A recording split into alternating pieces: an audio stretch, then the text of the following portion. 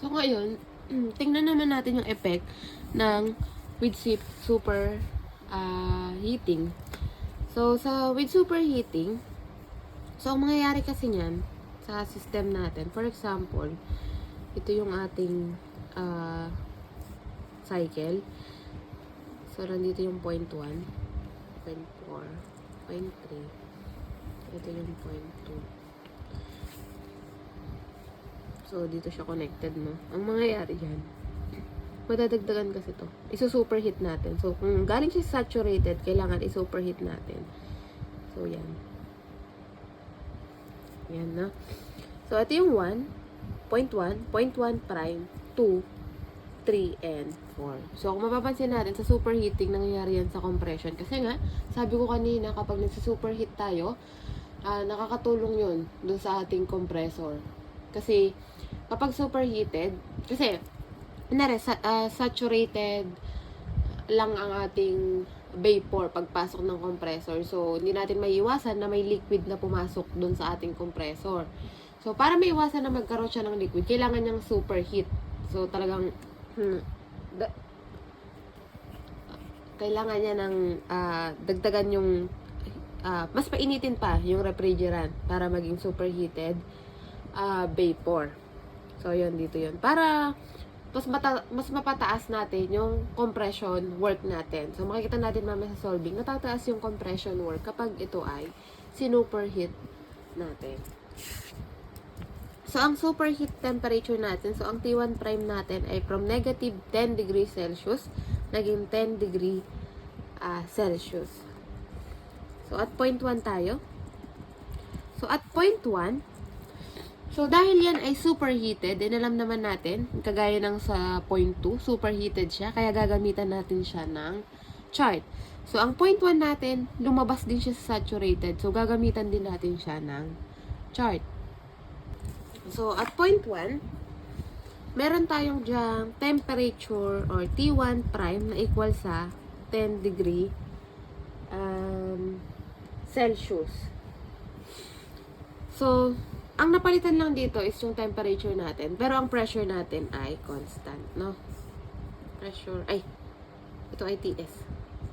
TS diagram. So, ang pressure natin dyan ay constant. So, ang pressure 1 natin is equal pa rin dun sa original pressure. Dun sa pressure at negative 10. So, pressure at negative 10 degrees Celsius. So, original pressure. Ano ba yung pressure natin sa negative 10 kanina? 1,4.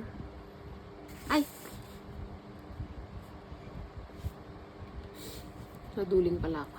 So, pressure at negative 10 degrees Celsius. So, ano ba yung pressure natin kanina sa negative 10 degrees Celsius? So, 291.57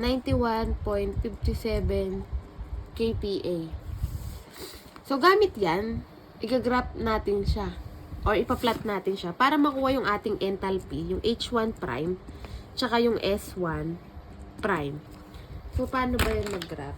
Kasi kanina hindi natin masyadong natutukan kasi ay malayo. Wala tayong graph na malaki. So, ito na lang gamitin ko, no? So, una, hanapin natin yung pressure 1, 291. So, yung 291, tsaka negative, hanapin muna natin yung 291.57. So, nandito yan. 200, sabihin natin nandito yung banda, yung 291. Yan. 291. And, ito pala. Sa banda dito. Kasi ito yung 10 eh.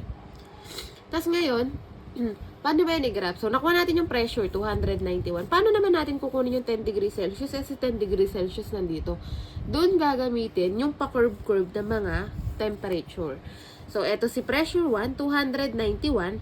Ito si positive 10 degrees Celsius. Paano sila magtatama? So, dito sila nagtama. Yan. So, dito sila nagtama. Yun. So, makukuha natin yung H1. So, kung dito sila nagtama, patayuin lang natin. So, ito yan. Mayroon na palang mark. So, ito, tong dark na to. Yan. So, 1,480 to 1,500. Malapit siya sa 1,500, mga 1,498. 1,498. So, nakuha natin yung H1 prime na 1,498. So, nandito na pala sa graph ko. No? Ayan, 1,498. So, yung H1 natin is 1,498 kilojoules per kilogram. So, paano naman natin kukunin yung S1 prime? So, galing din sa point na yon. So, nandito yung point natin kanina. Dito nagkita si 291 and si 10 degrees Celsius. So, hanapin natin si S1 or yung ating entropy. And alam natin yung entropy pa slant. So, gawin natin, i-plot natin to pa slant. So, nandito siya. So, between 590 to 6. So, siya ay 5.95. I-assume natin na 5.95. So, yung S1 prime is 5.95. So, okay na tayo sa point 1. Punta tayo sa point 2.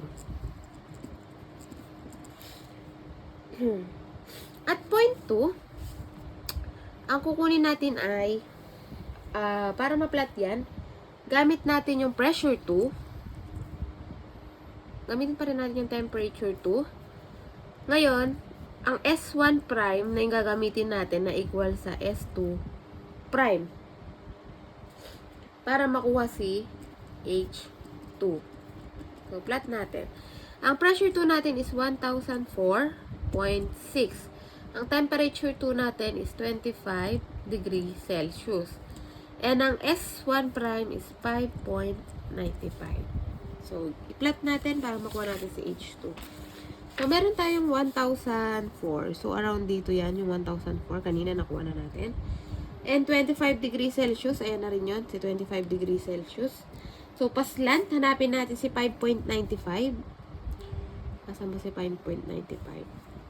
Teka lang, i-guhitan natin para mas makita natin. Eh, ba't mali? 1,004 tayo, nandito yan. Ito yung 25, ito yung 1,004. Guhitan ko para mas makita. So, kung nandito yung line niya, hanapin natin si 5.95. Si 5.95 nandito.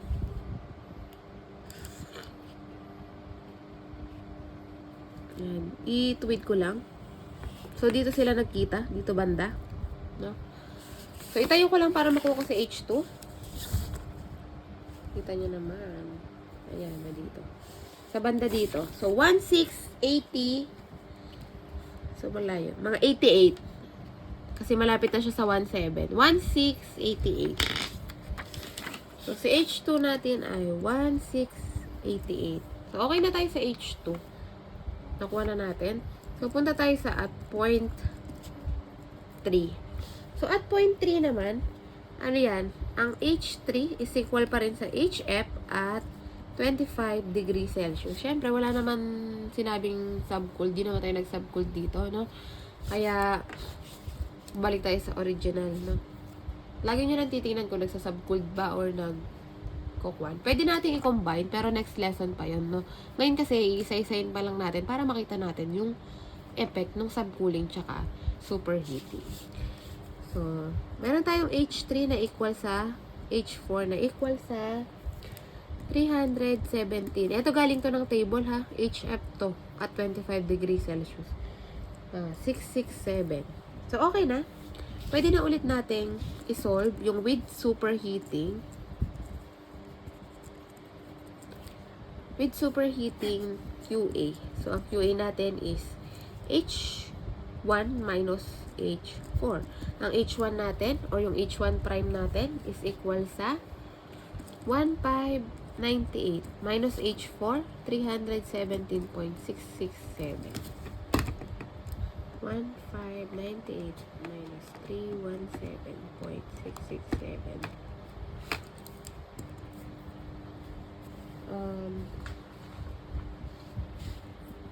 Bakit ang laki?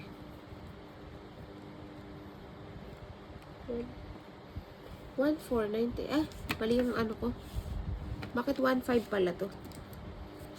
Mali yung type natin kanina. At dito lang siya. Bakit 1,598 yung sagot natin? Yung sinulat ko pala. Okay. Mali yung type ko, ay, yung sulat ko, 1498 lang pala siya. Minsan may nakikita rin ako naggaganito sa inyo, nagkakamali ng sulat, pero iba yung nasa 1. Kaya maging maingat. 1498, 1180.333 kilojoules per kilogram. So, ito yung QA with superheating. Ngayon, work ng compressor sa superheating. So, meron tayong H2 minus H1. Ang H2 natin, prime yan 1688 minus yung H1 prime na 1498. So, ang work ng compressor ay 1688 minus 1498. 190. 190 kilojoules per kilogram. Ang COP natin, QA over work ng compressor, 1180.333 divide by 190. 1180.333 divide by 190. Ang COP natin ay equal sa 6.21. So, tingnan natin. Compare natin yung mga result.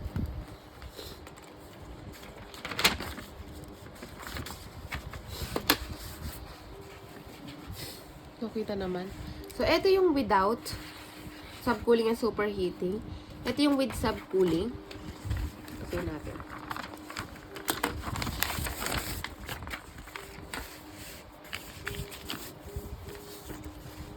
So, ito yung with subcooling. Ito yung with superheating. Yan. So, kung makikita natin, so, sinabi ko na yung effect niya sa with subcooling. So, ang effect niya sa superheating, so, tumaas yung kanyang, so, dito yung wala na. So, ang result niya, pag superheating, tataas din yung ating refrigerating effect. So, kung mapapansin natin, yung work ng compressor natin, mataas din. From 174, naging 190. Sa kanina sa subcooling, same lang siya. Pero ang malaking disadvantages ng superheating or disadvantage ng superheating, bumababa ang kanyang COP. No?